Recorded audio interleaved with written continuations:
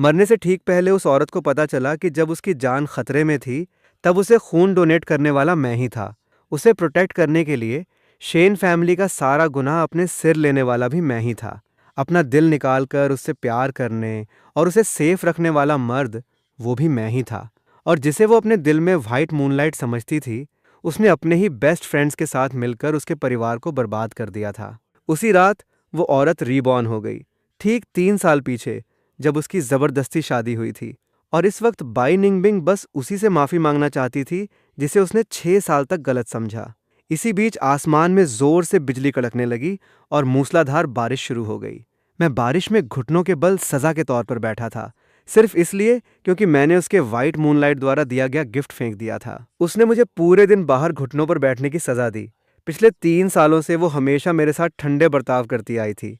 अगर मैं बचपन से बाई निंगबिंग से प्यार नहीं करता तो मैं ये सज़ा कभी नहीं मानता, पर अब मैं इसे नहीं मानना चाहता। आज की इस बारिश और इस सज़ा ने मुझे पूरी तरह से होश में ला दिया है। बाई निंगबिंग ने उस अकेली और उदास शक्ल को देखा और दौड़कर आकर मुझे कसकर गले लगा लिया। फांग युआन। मेरी बाहों में उसका शरीर लगातार कांप रहा था। बाई निंगबिंग ने दर्द भरे दिल से अपना कोट उतारा और मुझे लपेट दिया। तुम बारिश में बाहर क्यों खड़े हो? अंदर क्यों नहीं जाते? मैंने यकीन न करते हुए सामने खड़ी इस औरत को देखा। मैं पहले सपनों में भी यही चाहता था कि बाई निंगबिंग मेरी इतनी फिक्र करे, पर आखिरकार वो बस एक सपना ही था। मैं ठंडी हंसी हंसा। मैं पहले कभी इतना क्लियर नहीं था। मैंने धीरे से लेकिन पूरी मजबूती के साथ बाई निंगबिंग को अपने से दूर धकेल दिया। मिस बाई क्या भूल गई कि मुझे घुटनों पर किसने बिठाया था? डिवोर्स के पेपर्स मैंने तैयार कर लिए हैं। मिस बाई को बस साइन करने की ज़रूरत है। आज के बाद हमारा कोई वास्ता नहीं रहेगा। बाई निंगबिंग बस सुन रह गई। घुटनों पर बैठने की सज़ा। उसे अचानक पूरी बात याद आ गई। वो घबरा गई और फिर से मुझे जोर से गले लगा लिया। मैं डिवोर्स नहीं दूंगी, मैंने बिल्कुल शांत आवाज़ में कहा। मिस बाई, मुझे अब अपनी ज़िंदगी जीनी है। चलो एक दूसरे को जाने दें। बाई निंगबिंग ने मेरा हाथ कसकर पकड़ा और अपने गाल पर लगा लिया। उसकी आवाज़ में मिन्नत थी। क्या तुम मत जाओ? क्या तुम मुझे फिर से अपनी ज़िंदगी में शामिल कर लोगे? प्लीज़। मुझे पछतावा हो रहा है फांग युआन। मुझसे गलती हुई। उसके चेहरे पर दर्द और बेचैनी साफ दिख रही थी, जैसे वो अपनी सबसे कीमती चीज़ खोने वाली हो। मैंने पछतावे वाली उस औरत को देखा। कंफ्यूज और समझ न आने वाली हालत में मेरी आवाज़ खुद ब खुद नरम पड़ने लगी। वो अभी मैनेजर को आर्डर देने ही वाली थी कि किसी को अंदर ले जाया जाए। तभी अचानक गुशियान आ गया।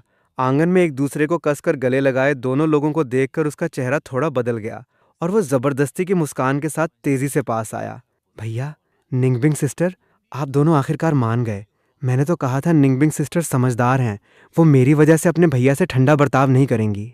मेरा जो मूड अभी थोड़ा नरम हुआ था, वो फिर से ठंडा पड़ गया। मैंने हल्की सी हंसी के साथ बाई निंगबिंग को देखा। मेरी आंखें एकदम बर्फीली थीं। मैं कहूँ आज मिस बाई का मूड कैसे बदल गया, तो ये अपने प्यारे वाइट मूनलाइट की समझाइश थी। मैं पहले कभी बाई निंगबिंग का ऐसा मजाक नहीं उड़ाता था। भले ही गुशियान मेरे सामने इशारों में गालियां देता या ताने मारता, मैं सिर्फ चुप रहकर जवाब देता था। पर आज मैं और चुप नहीं रहना चाहता था। मैं तंज कसते हुए हंसा। मिस बाई सच में गुशियान से बहुत प्यार करती हैं, जो मेरे जैसे सबसे नफरत करने वाले इंसान को गले लगाने के लिए उसके पास आ गईं। मैंने बाई निंगबिंग को दूर धकेल दिया। अब निंगबिंग सिस्टर मत बुलाओ। जब तुम्हारी निंगबिंग सिस्टर डिवोर्स के पेपर्स पर साइन कर देगी, तब तुम उसे अपनी वाइफ बुला सकते हो। गुशियान हैरान रह गया। क्या मतलब? भैया, तुम गलत मत समझो। मैं और निंगबिंग सिस्टर बस। चुप हो जाओ।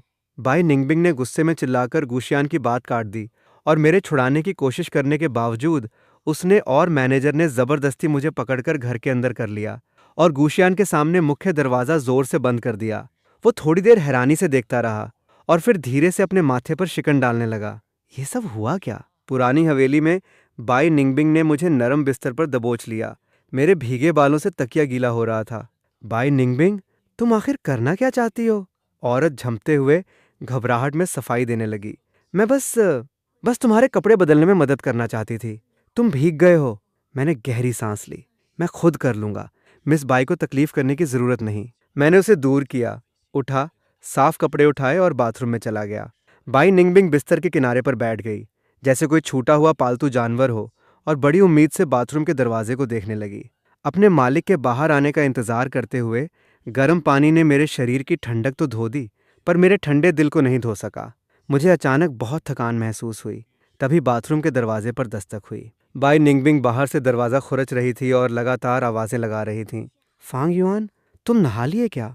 तुम आवाज़ क्यों नहीं दे रहे? तुम अंदर क्या कर रहे हो? बाहर खड़ी औरत का रवैया ऐसा था कि अगर मैंने जवाब नहीं दिया तो वो अंदर घुस ही आएगी। मुझे मजबूरन बोलना पड़ा, मैं बस अभी बाहर आता हूँ। बाई निंगबिंग ठीक दरवाजे के बाहर खड़ी होकर मेरे निकलने का इंतज़ार करने लगी। मैं बाहर निकला ही था कि वो औरत कोआला की तरह मुझसे चिपक गई और सीधा मुझे कहने लगी कि उसे मास्टर बेडरूम तक ले चलूं। मास्टर बेडरूम बाई निंगबिंग का कमरा था, पर शादी के बाद से उसने कभी वहां रह नहीं पाया था। हैरान होने के बाद मैंने अपनी भावनाओं को छुपाते हुए उस औरत को देखा जो मुझे छोड़ नहीं रही थी। मिस बाई, अगर आप 3 साल पहले वाली उस रात को दोबारा दोहराना चाहती हैं तो सॉरी, मैं नहीं चाहता। बाई निंगबिंग को अपने पिछले सारे बर्ताव से सख्त नफरत हो रही थी। नहीं, मैं बस तुम्हारे थोड़ा करीब आना चाहती थी। मुझे लगभग हंसी आ गई। सच में? क्या इसके लिए मेरे दिल का तुमसे पूरी तरह मर जाना जरूरी था? बाई निंगबिंग की आंखों में दर्द उतर आया। उसने कुछ बोलने के लिए मुंह खोला, पर अपने बचाव में कुछ बोल नहीं सकी। मैंने शांत लहजे में कहा, अगर मिस बाई को मस्ती करनी है तो बाहर बहुत लोग हैं आपके साथ देने के लिए। भले ही हमारी शुरुआत अच्छी नहीं थी, पर हम अच्छे तरीके से अलग तो हो ही सकते हैं। बाई निंगबिंग ये कैसे मान सकती थी? उसका एक एक शब्द ऐसा लग रहा था जैसे वो इन बातों को मेरे दिल में उकेर रही हो। नहीं, मैं तुम्हें नहीं छोड़ूंगी, कभी नहीं। तुम कहते हो तुम्हारा दिल मेरे लिए मर गया है, तो क्या मैं अपना दिल तुम्हें दे दूं? ठीक है ना? बाई निंगबिंग ने प्यार से मिन्नत करते हुए मेरा हाथ पकड़ा और अपने सीने पर रख लिया। मेरा दिल तुम्हें देती हूँ और तुम्हारे दिल को मैं अपने प्यार से गर्म कर दूंगी, ठीक है? बाई निंगबिंग अपने पापों का प्रायश्चित करना चाहती थी, पर चाहे वो कुछ भी कर ले, चाहे मेरे लिए मर ही क्यों न जाए, वो मुझे छोड़ना नहीं चाहती थी। हैरानी और थोड़ी सी अचंभे के साथ बाई निंगबिंग मेरी बाहों में सिमट गई। फांग युआन, सॉरी, मुझे माफ़ कर दो। मैं मजबूरन उसे गले लगाए हुए था। मिस बाई से क्या गलती हुई? बाई निंगबिंग ने पछतावे से कहा, मैं हर चीज़ में गलत थी, एकदम पूरी तरह से गलत। आज के बाद मैं सिर्फ तुम्हारी हूँ, पूरी तरह तुम्हारी। मुझे नहीं पता कि उसे अचानक क्या समझ आ गया था। इस वक्त वो मेरी बाहों में घुसी हुई थी और मुझे छोड़ने का नाम नहीं ले रही थी। वो बिल्कुल वैसी ही लग रही थी जैसे गांव में पाला हुआ कोई जिद्दी कुत्ता। मैंने उससे उल्टा सवाल किया, और अगर अब मैं नहीं चाहता तो? बाई निंगबिंग ने ऊपर देखकर मुझे देखा। उसकी बहुत लंबी पलकों के पीछे शेर और भेड़िए जैसी शिकारी नजरें छिपी थीं। इस वक्त बाई निंगबिंग की आंखों में सिर्फ मैं था। उसने अपना सिर थोड़ा टेढ़ा किया। उसका परफेक्ट प्रोफाइल बिल्कुल सफ़ेद जेड जड़े से तराशा हुआ लग रहा था। उसकी आंखें और भौहें किसी नशे वाले शराब के घड़े जैसी खूबसूरत थीं, जिसे देखकर किसी का भी दिल टूट जाए। मैं कभी कभी सोचता हूँ कि मैं बाई निंगबिंग के चक्कर में इसलिए पड़ा क्योंकि उसके उस चेहरे को भूल पाना नामुमकिन था। वो धीरे से ऊपर उठी और मेरी गर्दन के पास आ गई। उसकी गर्म सांसें मेरी स्किन पर लग रही थीं, जिससे मेरे अंदर एक अजीब सी सिहरन दौड़ गई। फांग युआन, मुझे मत छोड़ो। अगर फांग युआन ने मुझे छोड़ा तो मैं फांग युआन की बाहों में ही मर जाऊंगी। मैं हैरानी से आंखें फाड़े देखता रह गया। मेरे शरीर में गर्मी दौड़ने लगी। मैंने उसे रोकने की कोशिश की, पर मेरे कुछ बोलने से पहले ही उसके होंठ मेरी गर्दन के किनारे की नसों पर टिक गए। मेरी स्किन एकदम सफ़ेद थी, क्योंकि मुझे बहुत दिनों तक बंद रखा गया था, इसलिए वो एक बीमार जैसी सफ़ेदी थी और नसें साफ दिख रही थीं।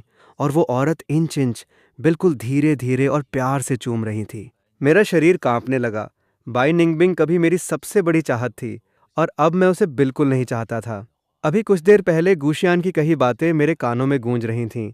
मैं नहीं चाहता था कि बाई निंगबिंग बिना किसी वजह के ऐसे अपना रवैया बदल लें। सच कहूँ तो मुझे कभी आज़ादी नहीं चाहिए थी। मुझे बाई निंगबिंग का साथ और उसका दिल चाहिए था। अगर मुझे आज़ादी चाहिए होती तो अपनी काबिलियत और ताकत के दम पर मुझे जेल भी नहीं रोक सकती थी। फिर ये पुरानी हवेली क्या चीज़ है? बाई निंगबिंग ने मुझे अपने सीने से लगाते हुए कहा, डरो मत फांग युआन। मैंने गूशियान की वजह से अपना रवैया नहीं बदला है। मैंने ये इसलिए किया क्योंकि... उसके मुंह तक आते आते बात अचानक रुक गई। मैंने अपनी गर्दन पीछे की और उस औरत ने मुझे फिर से खींच लिया। अगले ही पल मैंने उसे जोर से दूर धकेला, पर तभी अचानक मेरे दिमाग में बाई निंगबिंग की आवाज़ गूंजी, क्योंकि मुझे पता चल गया है कि मैं कितनी बड़ी गलती कर रही थी और मैं कितनी बेवकूफ़ थी। मैं हैरान रह गया। क्या? बाई निंगबिंग को लगा मैं उससे पूछ रहा हूँ कि किस वजह से। क्योंकि मुझे अभी पता चला कि मैं फांग युआन के बिना नहीं रह सकती। मरकर भी मुझे वो चाहिए। मैं कुछ बोलने ही वाला था कि फिर से मेरे दिमाग में उसकी आवाज़ आई, जिंदा रही तो तुमसे चिपकी रहूंगी, और मर गई तो मैं अपनी राख भी तुम्हारी राख के साथ ही मिलाऊंगी। मैं पूरी तरह से सन्न रह गया और फिर मुझे अचानक समझ आया। मुझे बस माइंड रीडिंग की पावर मिल गई थी। मैं बाई निंगबिंग के दिल की बातें सुन सकता था। मुझे ये बात बहुत अजीब और मज़ेदार लगी। मैं बाई निंगबिंग को दूर करना ही भूल गया और उसने मौके का फ़ायदा उठाकर मुझे कसकर गले लगा लिया। फांग युआन! बाई निंगबिंग ने देखा कि मेरा ध्यान कहीं और है, तो उसने प्यार से मेरे गाल पर किस कर दिया। फांग युआन के होंठों पर किस करने का मन कर रहा है, पर फांग युआन शायद मना कर देगा ना। मैं जोर जोर से खांसने लगा और छटपटाकर उससे दूर हट गया। बाई निंगबिंग घबराहट और बेचैनी से मुझे देखने लगी। मुझे लगा आज जो कुछ भी हुआ वो बहुत ही अजीब था। मुझे शांत दिमाग से सोचने की ज़रूरत थी। क्या मिस बाई आज सिर्फ ये सब बातें कहने ही आई थीं? मैंने उन्हें जाने का इशारा किया। बाई निंगबिंग उठ खड़ी हुई।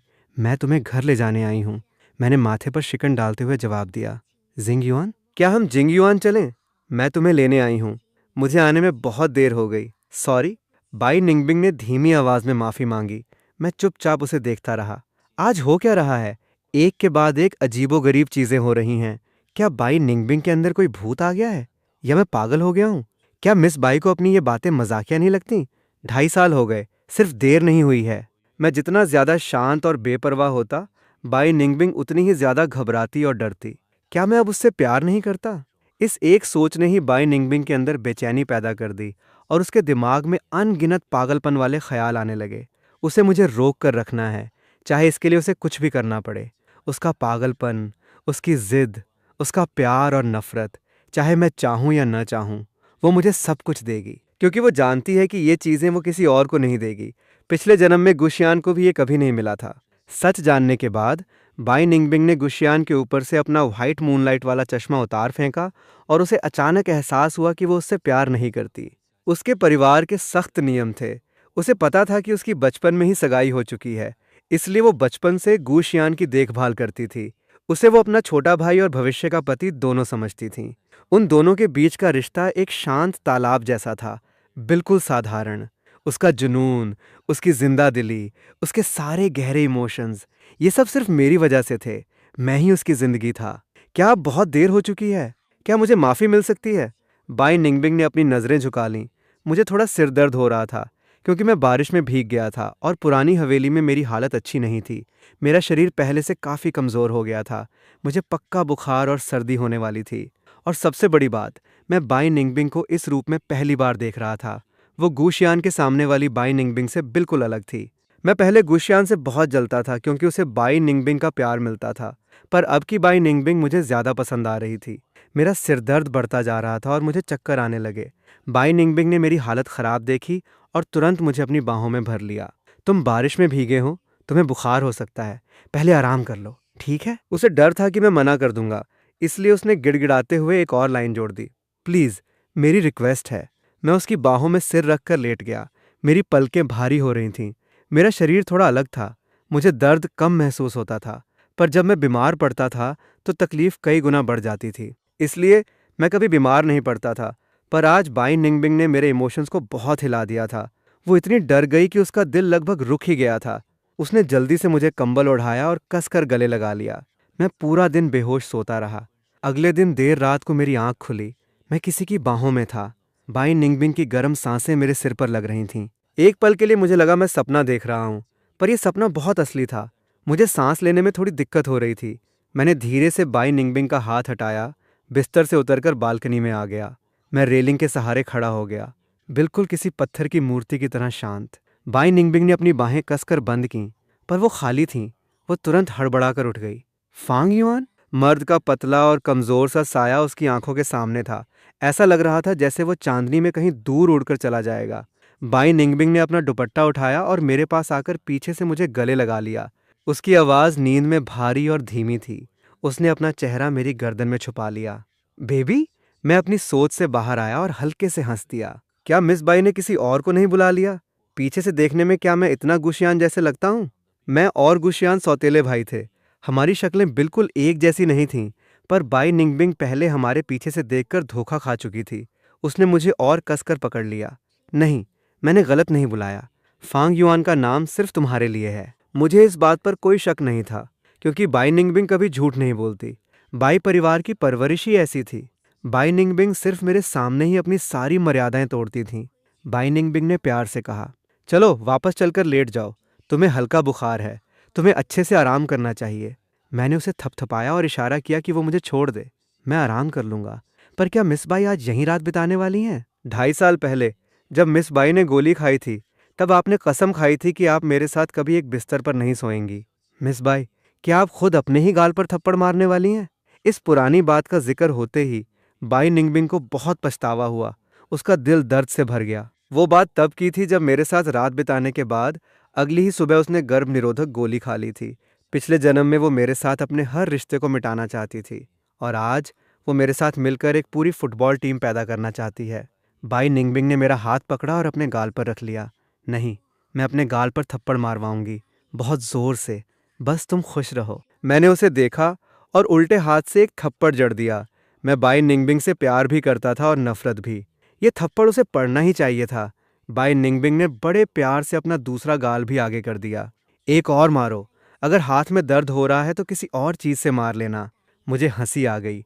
वो मेरी हंसती हुई आंखों को देखती रही और खुद को रोक न सकी और धीरे से मेरे करीब आने लगी। उसका चेहरा मेरी आंखों के सामने बड़ा होने लगा। उसकी हल्की और गर्म सांसें मुझे घेरने लगीं। जैसे ही वो करीब आकर मुझे चूमने वाली थी, मैंने उसे दूर धकेल दिया। बाई निंगबिंग की आंखों में एक चमक आई।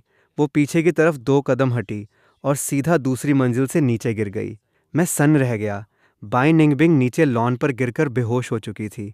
देर रात एम्बुलेंस सायरन बजाती हुई आई और उसे ले गई। मैं इमरजेंसी वार्ड के बाहर गलियारे में खड़ा था। लियू वेई और बाई निंगबिंग के पर्सनल बॉडीगार्ड बाई हाउतियान के बाहर आने का इंतजार कर रहा था। मैंने नजर उठाकर पूछा, मिस बाई कैसी हैं? लियू वेई के चेहरे पर एक पल के लिए अजीब से भाव आए, पर उसने तुरंत खुद को संभाल लिया। डॉक्टर ने कहा है कि अभी और टेस्ट करने होंगे। मिस बाई को अभी भी बुखार है। मैंने हाउतियान को बोल दिया है कि वो आपको घर छोड़ आए। मिस बाई का ख्याल मैं रख लूंगी। मैंने अंदर झांका। बाई निंगबिंग के लोग मेरी बेइज्जती तो नहीं कर रहे थे, पर वो मुझसे सतर्क जरूर थे। अभी बाई निंगबिंग को चोट लगी थी, और वो भी मेरी वजह से, क्योंकि मैंने ही उसे धक्का दिया था। इसलिए कायदे से वो मुझे अंदर नहीं जाने दे रहे थे। मैं पुरानी हवेली वापस आ गया, पर मुझे आराम करने का बिल्कुल मन नहीं था। मैंने अपना फ़ोन निकाला और किसी को कॉल किया। मैं हूँ। मास्टर, आप बूढ़े हो गए हो क्या, जो अचानक मुझे कॉल कर रहे हो? उधर से एक खुशमिजाज आवाज़ आई। मैं थोड़ा चिढ़ गया। अगली बार से बूढ़े वाला शब्द मत यूज़ करना। उधर से फिर आवाज़ आई। ठीक है मास्टर। हाँ, तुम बीमार हो क्या? मेरे मुट्ठी गुस्से से टाइट हो गई। मैंने धीमी आवाज़ में कहा, मैं नहीं, बाई निंगबिंग। वो दूसरी मंजिल से गिर गई है और अभी तुम्हारे ही हॉस्पिटल में है। तुम ज़रा चेक करके बताओ वो कैसी है। टांग हाओ ने जैसे ही सुना कि बाई निंगबिंग बीमार है, उसका सारा मूड खराब हो गया। मैं उस औरत को देखने नहीं जाऊंगा। उसमें ऐसा क्या है जो मास्टर तुम उसे इतना प्यार करते हो? गिरकर मर भी जाती तो भी कोई नुकसान नहीं था। मैंने गहरी सांस ली। वो हमेशा से ही ठीक नहीं थी और मैं उससे प्यार करता हूँ। तुम बस जाकर देख लो। टांग हाओ ने नाखुशी से कहा और अपने ऑफिस से बाहर निकल गया। टांग हाओ साउथ सिटी मेडिकल यूनिवर्सिटी के कंग्युआन हॉस्पिटल का एक बहुत बड़ा सर्जरी एक्सपर्ट था। इंटरनेशनल लेवल पर भी उसकी बहुत इज्जत थी, खासकर सर्जरी में। टांग हाओ ऑफिस से निकलकर इमरजेंसी में गया। अभी कोई दूसरी मंजिल से गिरकर आया था। उसे कहाँ ले जाया गया? नर्स स्टेशन की छोटी नर्स का चेहरा लाल हो गया। अरे टांग डॉक्टर, आप हैं? मैं चेक करती हूँ, नर्स ने कहा। पेशेंट बाई निंगबिंग को वीआईपी वार्ड में शिफ्ट कर दिया गया है। उनका हमारे हॉस्पिटल में वीआईपी पास है। टांग हाओ ने गुस्से से नाक सिकोड़ी। उसकी हालत कैसी है? अभी उसका चेकअप किसने किया? इमरजेंसी के डॉक्टर सॉन्ग ने। टांग हाओ ने सारी डिटेल पता करने के बाद मुझे वापस कॉल किया। टांग हाओ ने मुंह बनाया। मेरी जान में जान आई। तुम्हारी मेहनत के लिए शुक्रिया। टांग हाओ ने मुझसे पूछा। पिछले 2 दिनों की बातें सोचकर मैं हल्के से मुस्कुरा दिया। मुझे लगा बाई निंगबिंग 2 दिन हॉस्पिटल में रहेगी तो ठीक हो जाएगी, पर मुझे क्या पता था कि अगली ही सुबह लियू वेई एकदम सीरियस और भारी मन के साथ मेरे पास आएगी। मेरा दिमाग एक पल के लिए बिल्कुल खाली हो गया। फिर मैंने खुद को शांत किया। लियू वेई हैरान रह गई। वो अपने चेहरे के भाव छुपा नहीं पाई। उसने बस सिर हिलाया। आप खुद जाकर देख लीजिए। रास्ते भर मैंने बहुत सारे नतीजे सोचे। सबसे बुरा सोचा कि शायद उसका ब्रेन डेड हो गया है, पर मैंने सपने में भी ऐसा नहीं सोचा था। सामने बाई निंगबिंग को देखकर, जो मुझे कसकर पकड़कर भैया बुला रही थी, और उसका चेहरा एकदम मासूम और बच्चों जैसा था, मुझे एक पल के लिए यकीन ही नहीं हुआ। लियू वेई ने बगल से सावधानी से कहा, जैसा कि आप देख रहे हैं, मिस बाई सिर के बल गिरी हैं और उनका दिमाग हिल गया है। मैं डॉक्टर से पूछने जाना चाहता था, पर बाई निंगबिंग, जिसका दिमाग अभी एक छोटे बच्चे जैसा था, वो मुझसे चिपकी हुई थी। अगर मैं उसे हटाता तो वो रोने लगती, इसलिए मैंने मजबूरी में उसे गले लगाकर थपथपाया। डॉक्टर ने क्या कहा? स्कैन की रिपोर्ट्स कहाँ हैं? मैंने बाई निंगबिंग की ठुड्डी को खुजाया, बिल्कुल वैसे ही जैसे कोई बिल्ली को प्यार करता है, लियू वेई ने अपने चश्मे को नाक पर ठीक किया। डॉक्टर ने कहा है कि फिलहाल कोई खास वजह समझ नहीं आ रही है, पर मिस बाई के होश में आने के बाद से ही वो ऐसी हैं। मिस बाई को लग रहा है कि वो कोई छोटी बच्ची हैं, पर उन्हें आपकी याद है। वो लगातार आपको ढूंढ रही थीं, और जब आप नहीं मिले तो वो रोने लगीं। लियू वेई के चेहरे पर अजीब से भाव थे और वो ये नज़ारा देख नहीं पा रही थी। मैं उसे समझ सकता था। बाई निंगबिंग को इस हालत में देखकर किसी का भी ऐसा ही रिएक्शन होता। फांग युआन मेरी बाहों में पकड़ी बाई निंगबिंग फिर से चिल्लाई, फांग युआन मुझे भूख लगी है। मैंने अपना मुंह खोला, पर मुझे समझ नहीं आ रहा था कि मैं क्या बोलूं। मिस लियू, प्लीज़ आप थोड़ी देर मिस बाई का ख्याल रखें। मैं डॉक्टर से मिलकर आता हूँ। नहीं, फांग युआन कहीं मत जाओ। बाई निंगबिंग ने मुझे कसकर पकड़ लिया और मुझे छोड़ा नहीं। उसने अपना सिर मेरे सीने पर टिका दिया और मेरे दिल की धड़कन सुनने लगी। लियू वेई ने आसमान की तरफ देखा। मैंने इस फील्ड के स्पेशलिस्ट हॉस्पिटल से बात कर ली है। देखते हैं कि क्या हम किसी एक्सपर्ट टीम को बुलाकर मिस बाई का चेकअप करवा सकते हैं। तब तक क्या आप मिस्टर गू मिस बाई का ख्याल रख सकते हैं, क्योंकि मिस बाई सिर्फ आप पर भरोसा करती हैं। मैंने अपनी भौहें उठाईं। भरोसा? लियू वेई ने बेबसी से एक डेमो दिखाया और आगे बढ़ी। मिस बाई, चलो मैं आपको खाना खिलाने ले चलती हूँ। नहीं, तुम बुरी हो। बाई निंगबिंग पीछे हटी और मेरा हाथ खींचने लगी। फांग युआन, ये बुरी औरत है, मैं तुम्हें बचाऊंगी। लियू वेई ने आह भरी। देखिए, ये ऐसी ही हैं। अगर हमारे पास कोई और रास्ता होता तो हम आपको तकलीफ नहीं देते। मेरे दिल पर चोट लगी। तकलीफ क्यों नहीं देना चाहती? भले ही बाई निंगबिंग मुझे पसंद नहीं करती, पर मैं अभी भी उसका पति हूँ। क्या ऐसी हालत में भी तुम लोग गूशियान को बुलाना चाहती थी? लियू वेई मेरी बात सुनकर हैरान रह गई। उसने बाई निंगबिंग को देखा और जल्दी से सिर झुकाकर माफी मांगी। आपको ही बुलाना चाहिए था। मैंने पूछा कि डॉक्टर ने कब डिस्चार्ज होने को कहा है। मिस बाई की फिजिकल कंडीशन नॉर्मल है, वो कभी भी डिस्चार्ज हो सकती हैं। वो मेरी तरफ सवालिया नज़रों से देख रही थी। तो सामान पैक करो, हम जिंग युआन वापस चलेंगे। इतना कहकर मैंने बाई निंगबिंग का हाथ पकड़ा और नीचे देखकर उस औरत को देखा जिसकी आंखों में इस वक्त सिर्फ मैं था। मेरी आवाज़ थोड़ी नरम हो गई। बाई निंगबिंग, क्या मैं तुम्हें घर ले चलूं? बाई निंगबिंग के चेहरे पर एक बहुत बड़ी और प्यारी सी मुस्कान आ गई। हाँ, मैं फांग युआन के साथ घर जाऊंगी। लियू वेई पीछे मुड़ी और उसने राहत की एक बहुत बड़ी सांस ली। ये मेरा पहली बार यूजिंग युआन शाही बगीचा आना था। ये बाई निंगबिंग की माँ द्वारा खुद डिज़ाइन किया गया विला और घर था। बाई निंगबिंग की माँ देश की एक बहुत मशहूर आर्किटेक्ट थीं। यूजिंग युआन उनका आखिरी प्रोजेक्ट था, इसलिए बाई निंगबिंग इसे बहुत संभाल कर रखती थी। यूजिंग युआन में बाहरी लोगों का आना बहुत कम होता था। गुशियान बाई निंगबिंग की माँ के जिंदा रहते हुए यहाँ कुछ बार आया था, पर उसके बाद वो कभी अंदर नहीं आ पाया।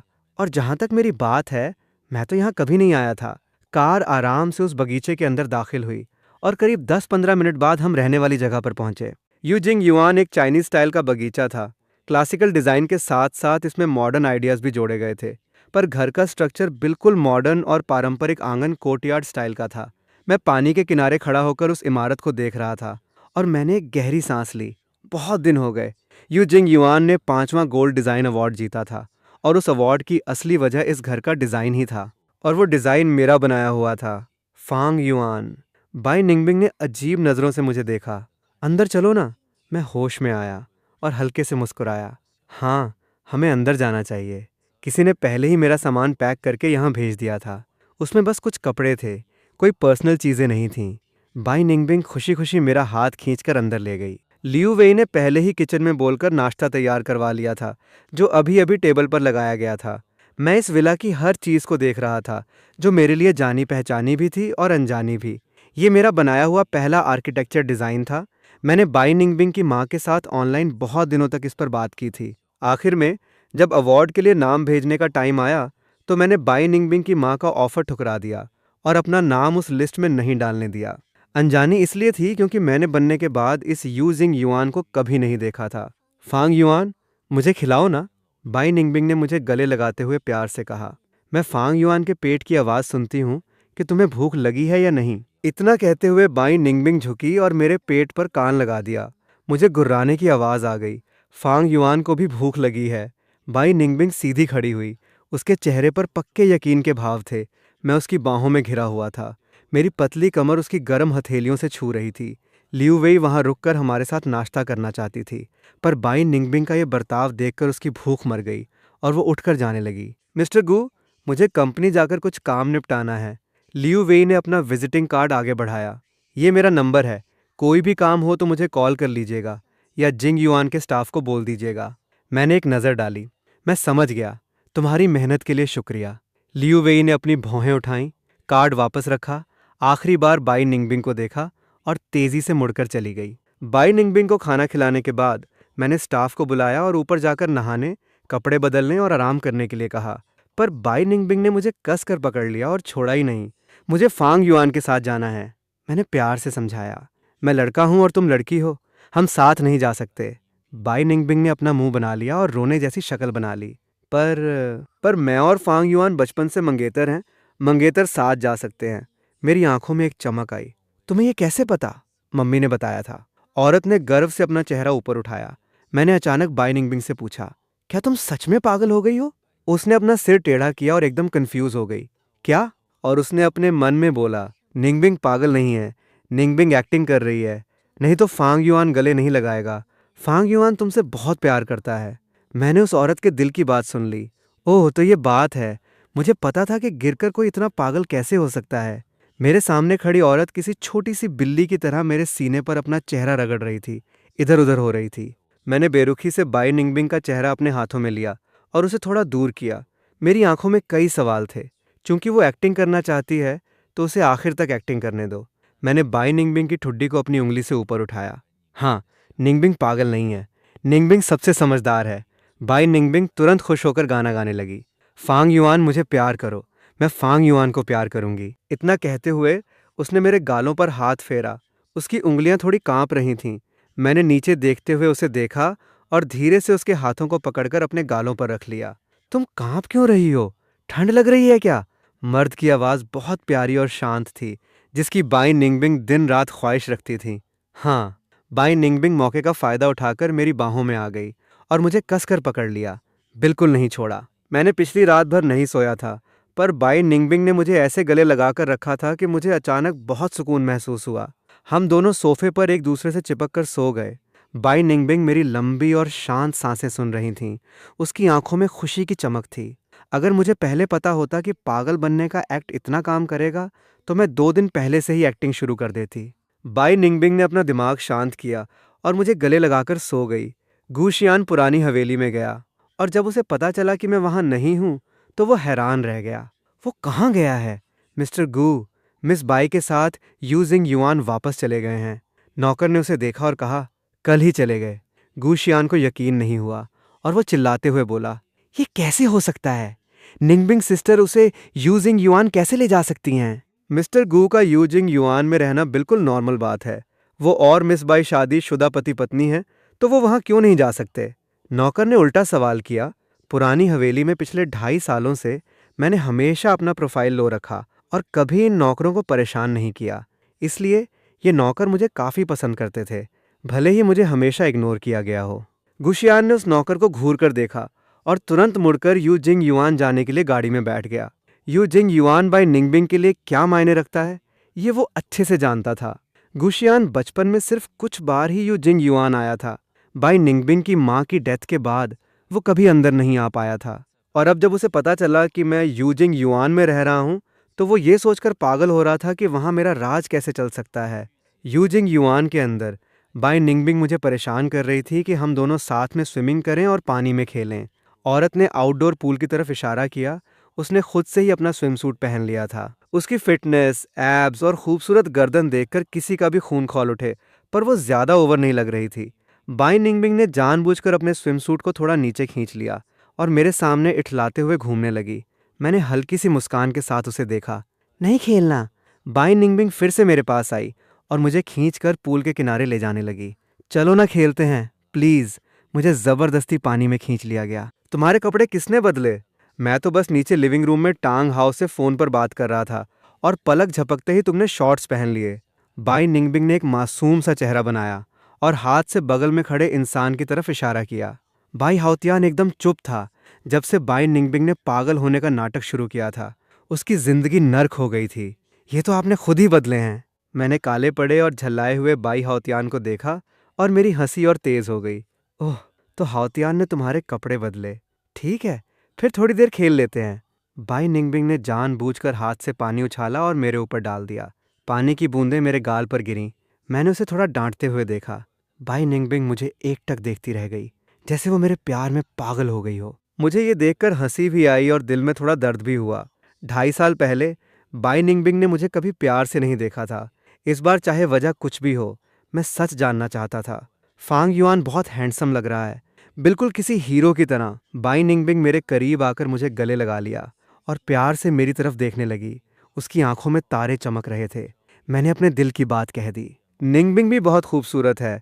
मुझे निंगबिंग का चेहरा सबसे ज़्यादा पसंद है। बचपन में अगर बाई निंगबिंग का चेहरा इतना खूबसूरत नहीं होता तो मैंने उसे नहीं बचाया होता। क्या उसे सिर्फ मेरा चेहरा पसंद है?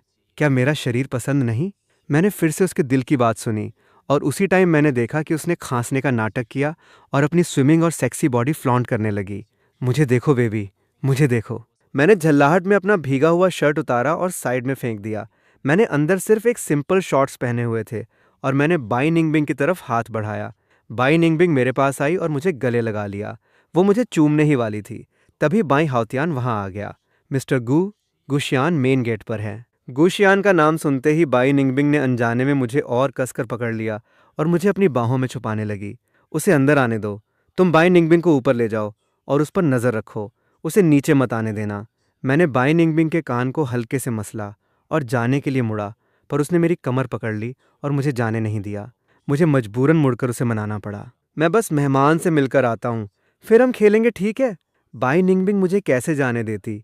उसने अपना सिर मेरे सीने पर रगड़ना शुरू कर दिया। उसके इस प्यार से मेरे अंदर गर्मी दौड़ने लगी। मेरी आंखों में जुनून आ गया। मैंने उसकी ठुड्डी उठाई और हल्के से उसे चूम लिया। बिल्कुल पानी की एक बूंद जैसा हल्का सा किस, पर इसने बाई निंगबिंग के पूरे शरीर में कंपन पैदा कर दिया। वो मेरे हटते हुए होंठों का पीछा करने लगी और फिर से चूमना चाहती थी, पर मैंने अपनी उंगली से उसे रोक दिया। अच्छी बच्ची, मैंने हंसते हुए उसे मनाया। जाओ, थोड़ी देर में मैं तुम्हारे पास आता हूँ, ठीक है? बाई निंगबिंग ने नाखुशी से कहा। वो बहुत उदास लग रही थी। मैंने फिर से प्यार से उसे मनाया। अगर तुम गुस्सा नहीं करोगी और चुपचाप ऊपर चली जाओगी तो मैं तुम्हें एक और किस दूंगा। बाई निंगबिंग की आंखों में चमक आ गई और वो खुशी खुशी चली गई। बाई हाउतियान को ये सब देखने के लिए मजबूर होना पड़ा। जब वो मुड़कर जाने लगा तो सच में उसका मन कर रहा था कि वो पैसे देकर ऐसी आंखें खरीद लें जिसने ये नज़ारा न देखा हो। मेरे अंदर पजेसिवनेस बहुत ज़्यादा है। मैं नहीं चाहता कि बाई निंगबिंग का ये प्यारा सा रूप गुशियान देखे। बाई निंगबिंग का वो रूप जो वो किसी और को नहीं दिखाती, वो सिर्फ मैं ही देख सकता हूँ। जब गुशियान अंदर आया, मैं बीच चेयर पर लेटा हुआ फ्रूट वाइन पी रहा था। भैया, आप यहाँ कैसे? मैंने आराम से वाइन की एक चुस्की ली। मुझे भैया बुला रहे हो? किसी और को नहीं पता? पर तुम्हें खुद नहीं पता कि तुम किस साल पैदा हुए थे? तुम्हारी उस रखैल माँ ने तुम्हें बाहर ही जन्म दिया था। क्या तुम्हें लगता है मुझे ये नहीं पता? गुशियान का चेहरा बदल गया। उसका दिल जोर जोर से धड़कने लगा, पर उसने अपने चेहरे पर मुस्कान और हैरानी बनाए रखी। भैया, आप क्या बोल रहे हैं? पापा को पता चला तो वो बहुत गुस्सा होंगे। मैंने बिना परवाह किए उसे देखा। मेरी भौहें हल्की सी उठीं। सच में? अगर वो गुस्से से मर भी गए तो मुझे बल्कि खुशी ही होगी। गुशियान ने ताना मारते हुए मुझे देखा। भैया, घर वालों ने आपकी कभी कोई कमी नहीं रखी। आप पापा के बारे में ऐसा कैसे बोल सकते हैं? बस बहुत हो गया। मैंने झल्लाहट में उसकी बात काट दी। तुम्हें क्या काम है? मुझे गुशियान से नफरत है, क्योंकि गुशियान और उसकी रखैल माँ ने मिलकर मेरी माँ की मौत का कारण बने, और साथ ही बाई निंगबिंग गुशियान को पसंद करती थी। मैं अच्छे से जानता था कि गुशियान किस मिट्टी का बना है, इसलिए पहले जब भी गुशियान ने मुझे कुछ गिफ्ट भेजे, मैंने वो सब कचरे में फेंक दिए थे। गुशियान ने छोटे भाई वाला प्यार जताने की कोशिश की। मैं तो पुरानी हवेली में आपसे मिलने गया था। जब पता चला कि आप यहाँ आ गए हैं तो मुझे थोड़ी हैरानी हुई। हाँ, निंगबिंग सिस्टर कहाँ हैं? आप दोनों पिछली बार थोड़े अजीब लग रहे थे। अब सब ठीक है ना? गुशियान और मैं पूल के किनारे आमने सामने थे। ऊपर बालकनी में बाई निंगबिंग शांति से खड़ी हमें देख रही थी। बाई हाउतियान ने उसके पीछे से सावधानी से पूछा, मिस बाई, क्या आप सच में ये नाटक ऐसे ही करती रहेंगी? बाई निंगबिंग का ध्यान उस पर नहीं था। बाई हाउतियान ने 2 बार पूछा, तब जाकर उसका ध्यान भटका। ऐसा करने में क्या हुआ? बाई हाउतियान ने पूछा। क्या आपको डर नहीं है कि मिस्टर गू को सच पता चल जाएगा? बाई निंगबिंग की पूरी तवज्जो मुझ पर टिकी हुई थी। डर नहीं है। बाई हाउतियान समझ नहीं पाया। डर नहीं है? अगर मिस्टर गू को पता चला कि आप उन्हें बेवकूफ़ बना रही हैं और वो डिवोर्स लेकर चले गए तो? बाई निंगबिंग हल्के से हंसी। उसकी नज़रें किसी ऐसे जाल की तरह थीं जो चारों तरफ फैलकर मुझे कसकर बांध। लेफ्टिनेंट नहीं, मैं उसे कहीं नहीं जाने दूंगी, चाहे मुझे इसके लिए कितने भी गंदे रास्ते क्यों न अपनाने पड़ें। भले ही वो मुझसे कितनी भी नफरत क्यों ना करने लगे, मैं उसे अपना साथ नहीं छोड़ने दूंगी। औरत की आंखों में एक अंधेरा छा गया, बिल्कुल रोशनी नहीं बची थी। बाई हाउतियान का दिल दहल गया। मिस बाई, आप कोई गलत कदम मत उठाइएगा। जबरदस्ती प्यार में कभी मिठास नहीं होती। आप आखिर में मिस्टर गू को भी हर्ट कर दोगी और खुद को भी। जबरदस्ती प्यार में मिठास नहीं होती, फिर भी वो मेरा ही होना चाहिए। बाई निंगबिंग ने धीमी आवाज में कहा। तो मिस्टर गू भी आप जैसे इंसान के चक्कर में पड़कर बहुत बदकिस्मत हैं। बाई हौतियान ने सीधी बात कही। बाई निंगबिंग ने मुड़कर उसे देखा। उसके चेहरे पर कोई भाव नहीं थे। बाई हौतियान की सांस अटक गई और उसने सिर झुकाकर माफी मांगी। सॉरी, आप बिल्कुल सही कह रही हैं। बाई निंगबिंग ने अपना शर्ट उठाया और उसे पहनते हुए एक एक बटन धीरे धीरे लगाने लगी। मेरे अंदर का ये प्यार और नफरत सिर्फ उसके लिए है, मैं इसे किसी और को नहीं दे सकती। फांग युआन को सिर्फ मैं चाहिए, तुम नहीं समझोगे। बाई हाउतियान ने गहरी सांस ली। हाँ हाँ, मैं सिंगल हूं, मुझे क्या पता। ठीक है, अब मैं कभी आपको सलाह नहीं दूंगा। बाई निंगबिंग ने कपड़े पहन लिए और नीचे जाने के लिए तैयार हो गई। पता है ना क्या बोलना है। बाई हाउतियान की हालत खराब थी। उसे कंपनी संभालनी नहीं आती थी। अगर आती तो वो लियू वेई को ये झेलने के लिए भेज देता। नीचे गूशियान इशारों में ताने मार रहा था। भैया, आप पहली बार यू जिंग युआन आए हैं ना, क्या मैं आपको यहाँ घुमाऊं?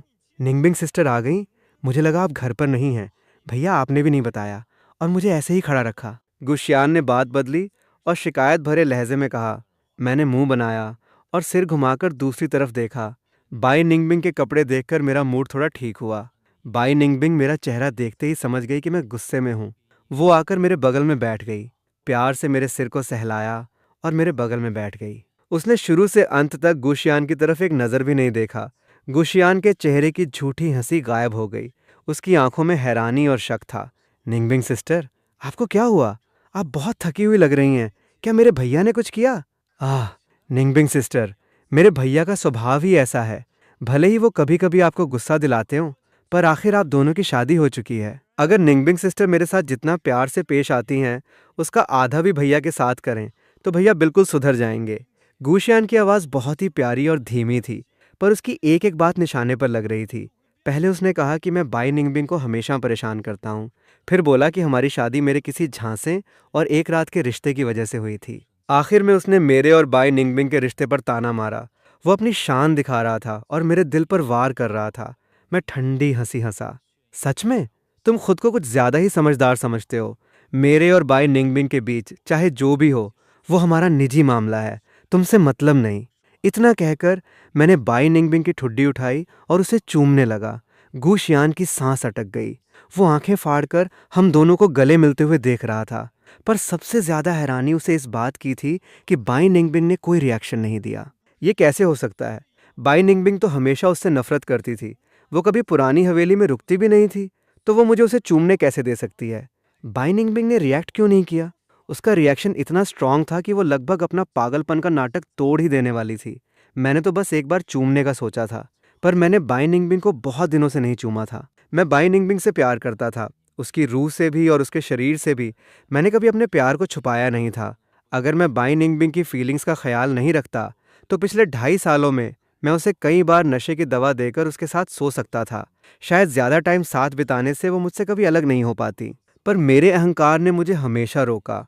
मैं ये टेस्ट करना चाहता था कि क्या मैं सच में बाई निंगबिंग का दिल जीत सकता हूँ। हमारे साथ होने के दौरान मैंने मन ही मन सोचा। मैंने खुद बाई निंगबिंग की गर्दन को कसकर पकड़ा और प्यार से उसे चूमने लगा। जिसे आप प्यार करते हैं उसे चूमना एक नशे जैसा होता है, और ऊपर से गूशियान हमें देख रहा था, इसलिए मैंने बाई निंगबिंग को और अच्छे से चूमा। बाई निंगबिंग किसी छोटी सी बिल्ली की तरह मेरे साथ चिपक गई। बेबी, बहुत स्वीट है। मेरा बहुत मन कर रहा है इसे चूमने का। मैंने उस औरत के होंठों से दूरी बनाई। बाई निंगबिंग फिर से मेरे करीब आने लगी। मैंने उसे रोका और उसे अपनी गर्दन पर बेतरतीब तरीके से चूमने दिया और गूशियान को घूरते हुए ठंडी आवाज में कहा, अभी तक नहीं भागे? गूशियान का चेहरा गुस्से से लाल हो गया। वो हकलाने लगा। तुम तुम तुम वुम क्या? तुम्हारी माँ एक रखैल थी? क्या तुम भी रखैल बनना चाहते हो? मेरी आवाज में तंज और ठंडक थी। मेरे घमंडी चेहरे पर एक अलग ही रौब था। तुम चाहो तो ट्राई करके देख लो। गूशियान गुस्से से इतना लाल हो गया कि उसकी आंखें फटने वाली थीं और उसकी आवाज पतली और तीखी हो गई। गूफांग युआन, तुम मुझसे ऐसे कैसे बात कर सकते हो? निंगबिंग सिस्टर, आप ही देखो ना इसे। बाई निंगबिंग ने मेरी गर्दन में अपना चेहरा छुपा रखा था और मेरे शरीर की महक में खोई हुई थी।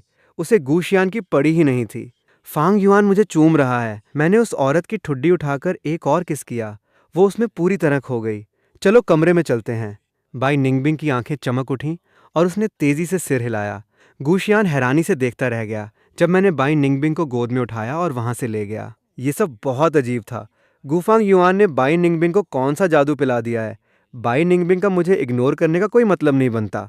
पक्का कुछ गड़बड़ है।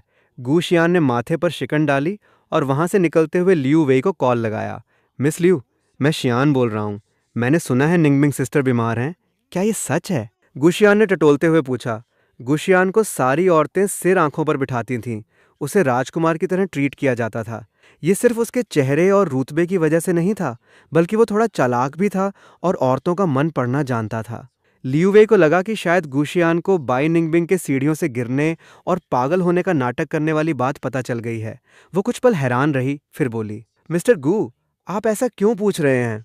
गूशियान ने घुमा फिराकर कहा, मैं यू जिंग युआन में हूँ। मैंने अपने भैया को उनकी देखभाल करते हुए देखा, इसलिए थोड़ी टेंशन हो रही है। अगर लियू वेई को पक्का यकीन नहीं होता कि ये बात सीक्रेट रखी गई है, तो उसे यकीन हो जाता कि गूशियान को बाई निंगबिंग के नाटक के बारे में पता है। लियू वेई ने तमीज से हंसते हुए कहा, मिस बाई बस पिछले कुछ दिनों से काम में बहुत बिजी थीं, इसलिए थकान की वजह से घर पर आराम कर रही हैं। और मिस्टर गू का उनका ख्याल रखना ये पति पत्नी का निजी मामला है। मैं एक असिस्टेंट हूँ, इसलिए मुझे ज्यादा नहीं पूछना चाहिए। गुशियान ने अपनी आंखें सिकोड़ी और हंस दिया। मैं बस निंगबिंग सिस्टर की फिक्र कर रहा था। चूंकि मेरे भैया वहां हैं, तो मैं घर जा रहा हूँ। अगर निंगबिंग सिस्टर को कुछ हुआ तो मिस लियू, आप मुझसे बात नहीं छुपाएंगी। आखिर हमारे परिवारों के पुराने रिश्ते हैं।